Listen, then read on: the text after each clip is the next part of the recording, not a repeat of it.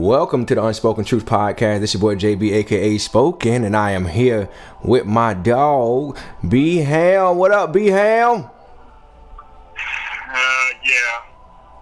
Yeah. Hey man, you sound pretty upset over there, man. You sound like you're pretty disappointed. Are you upset or disappointed? I both, embarrassed, whatever other adjective you can find. Well, yesterday was very disappointing. It was very disappointing. Well, if y'all didn't know, the Buccaneers lost to the New Orleans Saints, and we lost. What was the score? Let me look. Honestly, it was 31-24, but honestly, the game didn't even seem that close. Like it didn't even seem that close. Yeah, they lost 21. They lost 34. They lost 31-24. And, looking back at these stats and stuff like that, Jameis Winston was 15 for 27, 204 yards, 2 touchdowns. Ronald Jones, 9 carries, 35 yards, 3.9 average. Peyton Barber, 8 carries, 32 yards, 4.0 average, 1 touchdown. Scott Miller, whoever that is, he got 1 carry per. He's a what? He's a new wide receiver they brought in. Okay. Well, so as we talk every week, my problem has not been the offense. My problem was not the offense under Dirk Carter. Under Dirk, the offense was not the problem. When you look at the stats yesterday, the Bucs went to bed on the offensive side. But if you're Jameis Winston, and the thing is, I know a lot of critics, Jameis has his critics, Jameis, hold on real quick, man. Somebody beeping me in. Hold on. I had to cancel that shit. All right. Now go back to what you said, Dirk Carter and Jameis again, because somebody had beat me in. The Bucs offense is not my concern. Under Dirk Carter to now, the Bucs offense, as we've seen, the reason why Dirk got that head coaching job was because of Jameis' play and how the offense was coming along with Dirk there. So the offense has never been a problem. But yes, they did wet the bed yesterday. Yes, they could have played better. But when you're constantly, and a lot of people want to blame Jameis for a lot of stuff that happens, and rightfully so, some games, he does put the brick out there and just sit on it and don't do nothing. But my thing is yesterday, for multiple games we've seen, going back to last season to now, what quarterback can be constantly running for his life and expect him to get in a rhythm? Like on almost every play, Jameis never had time. He got sacked 6 times in crucial moments. Like, what quarterback wants to be pressured? I saw a stat last year. He led the league almost in pressured and hurried throws. That is not good for any quarterback. So, we want to talk about the team, and I've been saying this since we started the beginning of the season. We're now, going into week 6 now after the Bucs dropped to 2-3 on the year. When you have an offense that put up 24 points, on any given day, honestly, 24 points should be enough to win in this league. But when you have an atrocious defense, as we have, particularly, I can't say the front line has been kind of playing their part, the run side, but we have no pass rush. And you saw yesterday, because we talked about this during the game, how terrible this Bucs secondary is. And so for the rest of this podcast, I want to talk about this Bucs secondary, and I don't understand how Jason Light still has a job. I don't understand how the Bucs do not make a move. If you are Jason Light and you want to save your ass and save your job, you have to make some kind of move to show this fan base who have been sticking with you. Think about it. As a Bucs fan, we haven't had anything to celebrate in 10 years? Since the Bucs have had any kind of legitimate relevancy, any legitimate chance of making the playoffs. So as a GM, I don't care if the trade, whatever move you make, fail. At least show your fan base you understand your secondary is 31st in the league. You understand every quarterback in the past 3 weeks has thrown over 400 yards. You go out and make a move. You cannot keep showing your fan base and this community, and hell, even your players, as you brought up, how much more does Mike Evans stay here? Like, you can't keep showing your players, and we want to act like the players don't know they suck. These players know who are good, who are not. They look at these stats, now just as how we look at these stats, they also look at these numbers.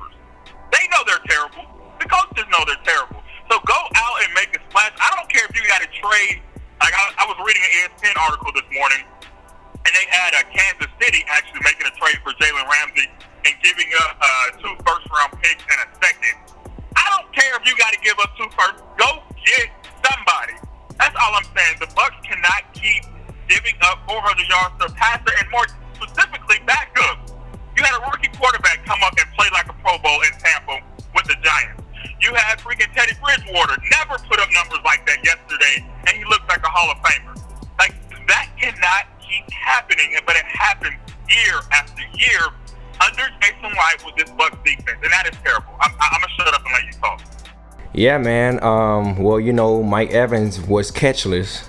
And like I said, he probably had like 2 games of the two games of these type games. You blame coaches for that. Well, you know, I'm not tripping over that at all. All I'm saying is that I think my opinion is about to come to a fact if we do not get that man the ball at least, because he's tired of losing. Mike Evans is getting to a point where he's becoming a veteran, if he's not already a veteran.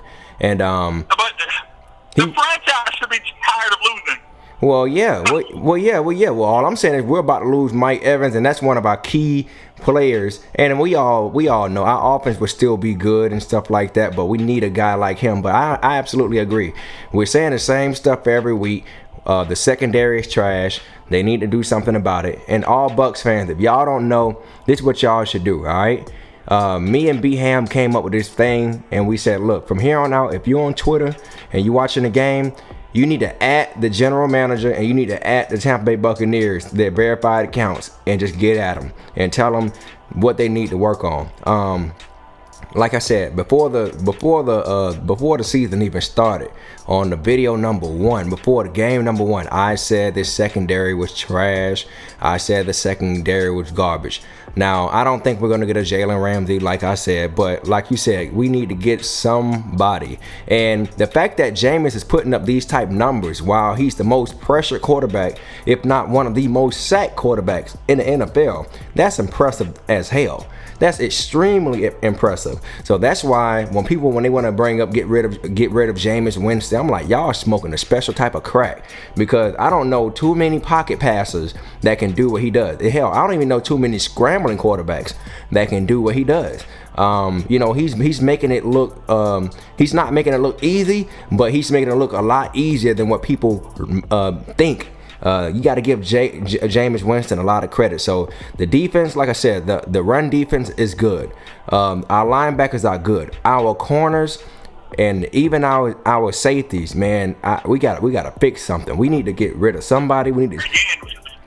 Again, my disappointment goes, and that's why so many Bucs fans, and rightfully so, are still upset about the Bucs picking Vita V over Derwin James. Like, Vita V has not done nothing. Like, you look at his 2 years being in the league now, Vita V had maybe one good game to start this year, and he's a good run stopper only because of his size. But when you look at the sacks and what a number 1 draft pick, your first overall pick, should be doing, Vita V has not lived up to his first round pick status. But when you look at Derwin James, he's highlighting reels over in with the Chargers, and it's like there is a glaring need for the Bucs that could have been solved if they would have taken the right person in that draft. And so now the Bucs, the secondary is terrible. And I just saw a stat from Jenna Lane, one of the ESPN reporters. She said Michael Thomas was 9 for 9 yesterday in press coverage. And that is the first wide receiver ever to have a perfect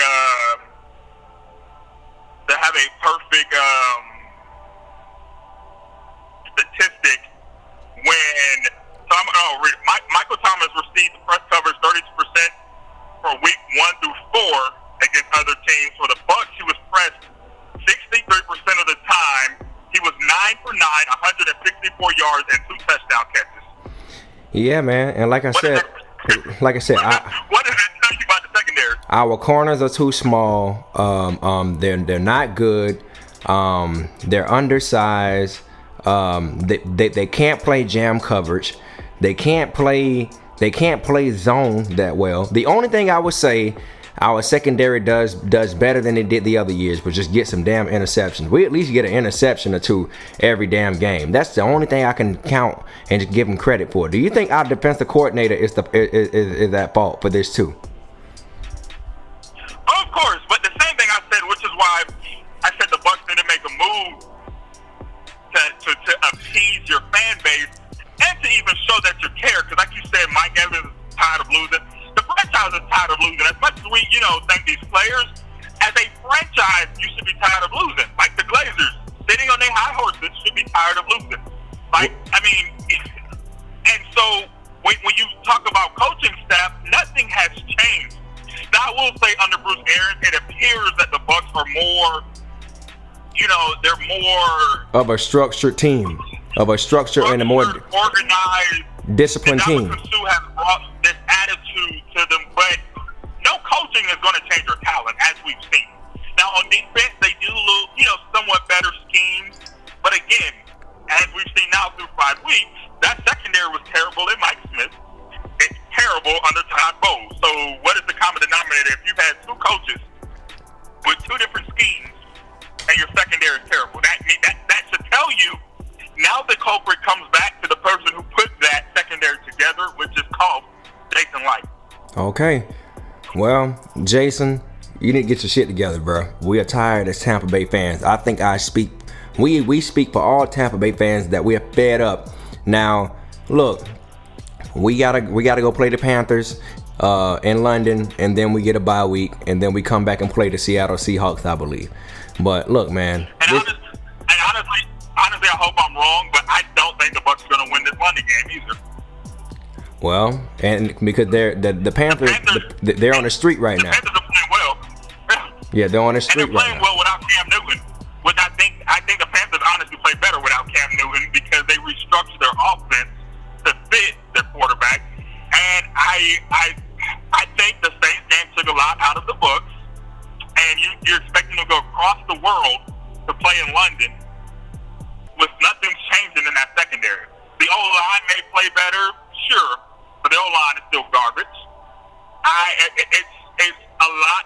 I don't know. I mean, I didn't think the Bucs were going to beat the Rams either. So, I mean, I hope I'm wrong, but you could be very well looking at a 2-14 coming back again on the road again. The Bucs will have another home game I think it's November, the beginning of November. So you got the Bucs playing the Panthers, and luckily they go on a bye week after this week.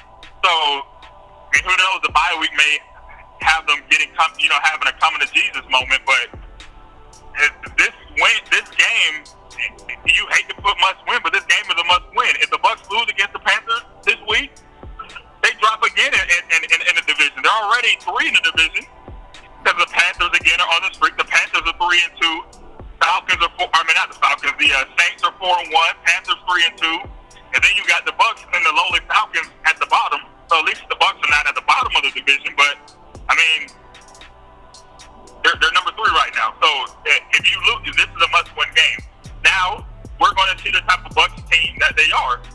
Can they respond to criticism? Can these corners make enough plays? Can they stop Christian McCaffrey again, who had a career day yesterday? These are, again, I mean, the defense has been the hold up. I'm not worried about the offense. The offense is going to be there.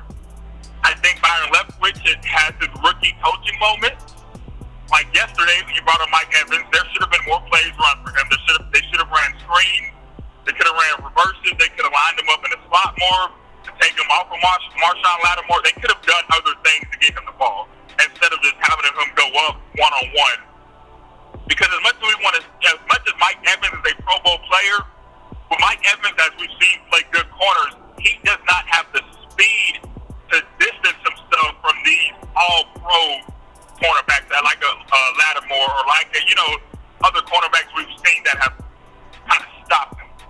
So it's up to the coaching staff to put the ball in his hand because Mike Evans is a game changer. He does have that breakaway speed, but I don't think when he plays those corners, he's not able to get the distance as we saw yesterday.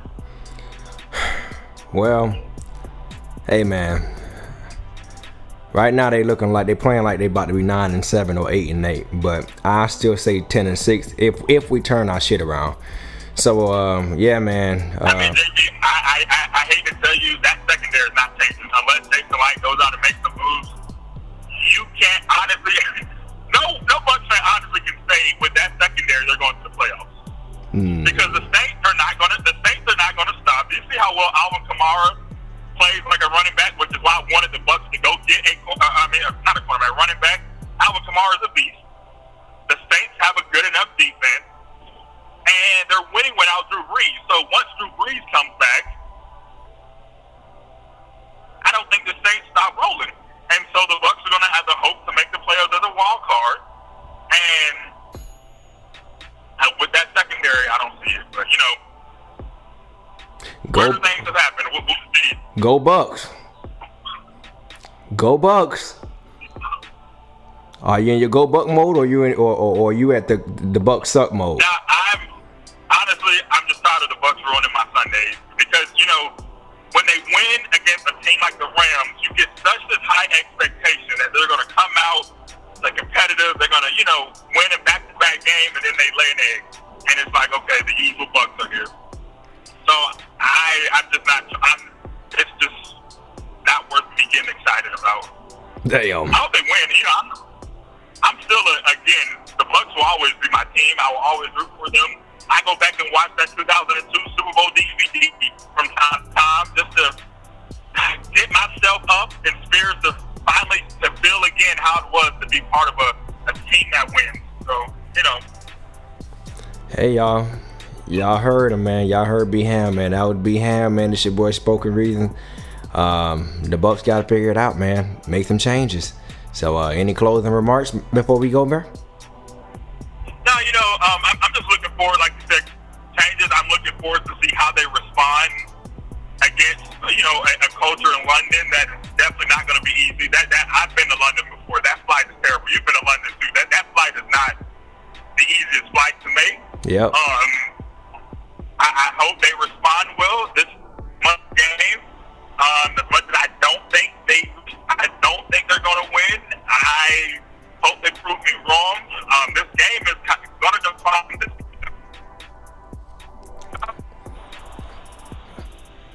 Well, you're breaking up a little bit. What you said, this game is going to define what? Well, yeah, we just lost B-Ham, y'all. Well, it is what it is, y'all. That was B-Ham, man. B-Ham, he's obviously frustrated, but, he's so frustrated that his phone went out. So, it's all good, y'all. This is your boy JB, a.k.a. Spoken, and that was my dog B-Ham. Yeah, man, we out. Bucs, get your junk together.